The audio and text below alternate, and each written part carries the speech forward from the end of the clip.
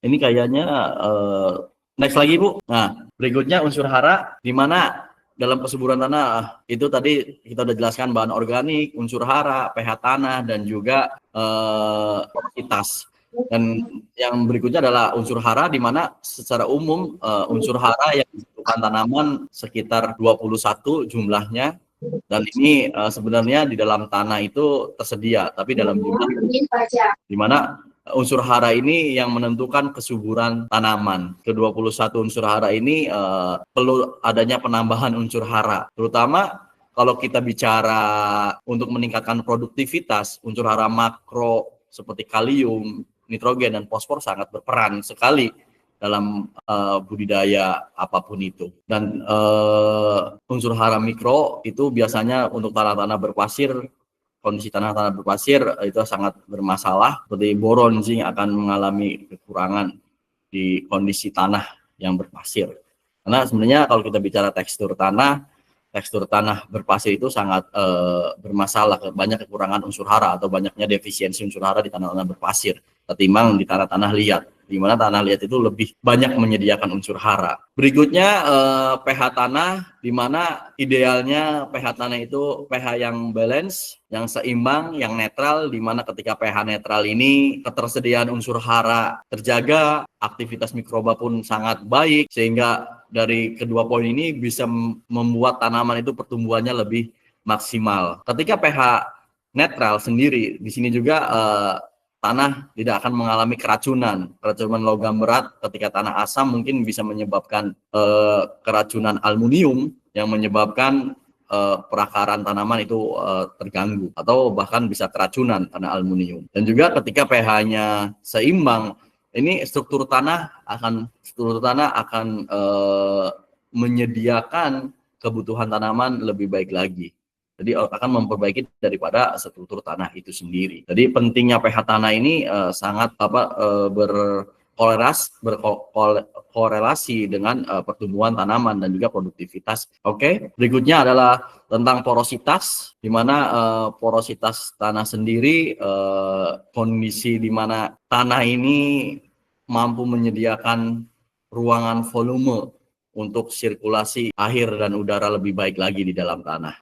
Untuk porositas itu sendiri, yang perlu diperhatikan adalah di mana porositas itu akan memperbaiki daripada aerasi tanah, sehingga sirkulasi udara di dalam tanah ini ketika aerasi di dalam tanah ini baik, otomatis hubungannya dengan unsur hara ataupun mikroorganisme ini dapat tumbuh dengan baik.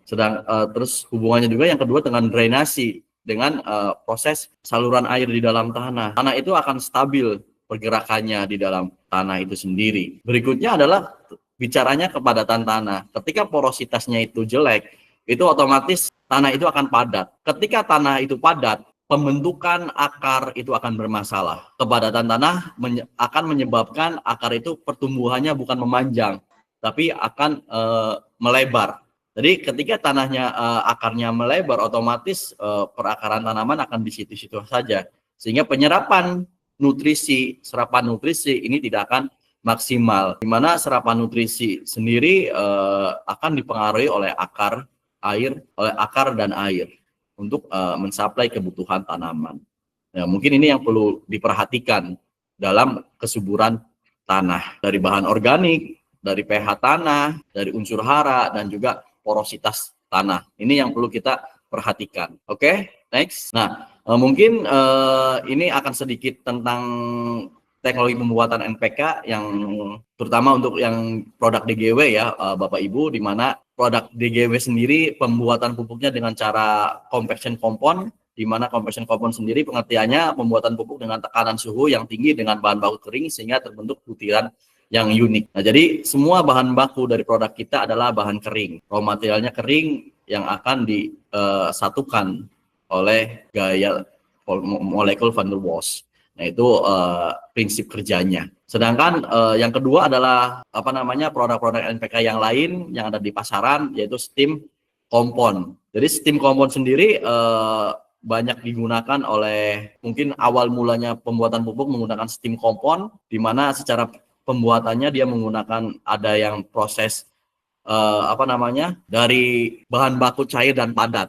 Jadi proses penguapan dan adanya penambahan filler tanah liat untuk membentuk butiran yang homogen. Pada prinsipnya steam compound ini ada dua cara yang dilakukan oleh para pabrikan yang menggunakan steam compound, yaitu secara nitrophosphoric route dan juga mic acid route. Nah, ini secara prinsipnya ada dua itu. Di sini perbedaan raw material yang digunakan untuk pembuatan pupuk secara teknologi compaction dan juga teknologi secara steam compound.